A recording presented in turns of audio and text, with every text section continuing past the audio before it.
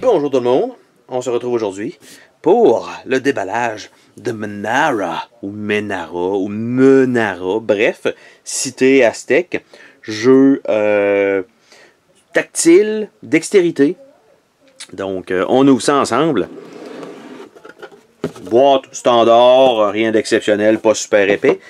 Et c'est garoché comme ça dans la boîte.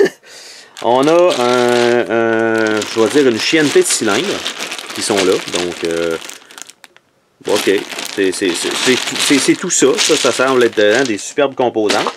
Nous avons un sac, probablement pour mettre à l'intérieur les fabuleux cylindres. Nous avons un micro paquet de cartes, qu'on va voir tout de suite après. Nous avons le livre d'instructions, qui est un petit peu plus loin dans ça. Et en fait, on a un exemple détaillé. Donc, le jeu est aussi multilingue, donc ça commence à la moitié, donc pour la version française. Donc, on a 30 piliers jaunes, 20 rouges, 8 blancs, 6 bleus et 12 noirs. On a un campement, on a 18 plateformes et on a 5 cartes étages. Et en fait, les signes rouges, signes jaunes et signes bleus. La mise en place, déroulement de la partie, poser une nouvelle plateforme, fin de la partie. Et c'est un jeu, en fait, coopératif.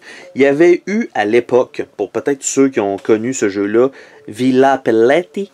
Je me suis peut-être trompé un petit peu dans le nom. Mais en fait, c'était un jeu avec des genres de cylindres comme ça et des plateformes, qui était un jeu versus, il fallait enlever des cylindres et que les plateformes se tiennent. Et là, c'est plutôt, il faut le construire, si je ne me trompe pas. Mais c'est en partie, en fait, c'est un jeu coopératif, contrairement à ce qu'on a d'habitude dans les jeux de dextérité.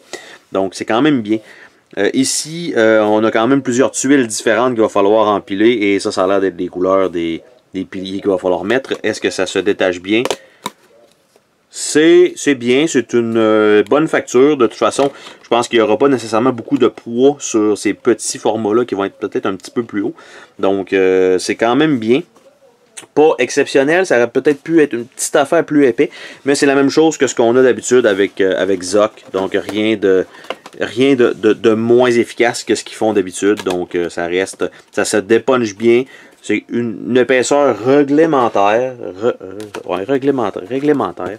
Mais rien d'exceptionnel là-dessus. Par contre, les tuiles sont quand même extrêmement jolies et sont pas pareilles, en fait, des deux côtés. Là, vous voyez ici, c'est jaune et blanc. Et si je retourne, c'est noir. Donc, il doit y avoir un sens en plus à tout ça qu'on doit choisir lorsqu'on place notre truc. Et voilà, donc... ça fait partie donc de ce déballage. On va regarder encore une fois sous ce fabuleux tray parce que c'est toujours... On sait jamais. Des fois, on a une surprise, mais pas certain et pas du tout. Donc ça, c'est vraiment au lieu d'imprimer... Je sais pas, est-ce que ça serait plus simple d'imprimer dans le fond de la boîte? Je pense que oui.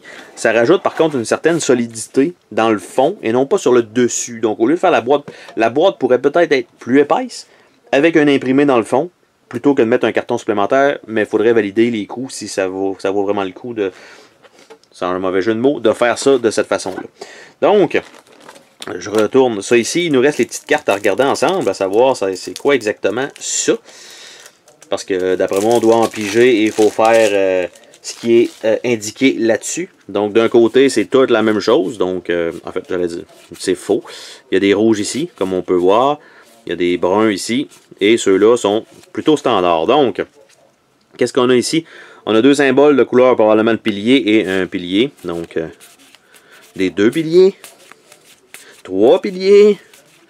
Est-ce qu'on a plus que ça? Des trois piliers, je ne sais pas si c'est bon ou c'est pas bon, mais ok, on a des trucs spéciaux ici, donc des petits symboles particuliers. Le visuel est bien, sans que ce soit exceptionnel, c'est pas mauvais. Évidemment, une grosseur de carte, encore une fois, pratiquement insleevable. Ça nous prend... Ça ici, ok, je ne sais pas exactement à quoi ça sert, mais ça devrait servir. Donc, on a ça comme petit paquet de cartes qui semble être fort probablement en bas de 70 par 70. Ça doit être genre 60 par 60. Juste un format qui n'est pas standard pour trouver des sleeves, bien sûr. Et voilà. Donc... Il y a aussi une expansion qui est sortie de ce jeu-là, qui est, ma foi, quand même assez dispendieuse aussi, qui est presque le même prix en fait que le jeu de base. Donc je suppose que ça rajoute un paquet de types de piliers différents. Donc, sur ce, on se dit à la prochaine pour une autre vidéo. Salut tout le monde! Oh, attends, pars pas de même. Je veux te remercier d'avoir regardé la vidéo. N'oublie pas de t'abonner si ce n'est pas déjà fait. N'hésite pas à laisser un commentaire sur la vidéo, ça me fait toujours plaisir de te lire. Tu peux laisser un petit pouce bleu vers le haut, juste ça, ça fait ma journée. Je t'invite également à visiter mes autres chaînes et à visiter mon Patreon. Merci pour ton soutien.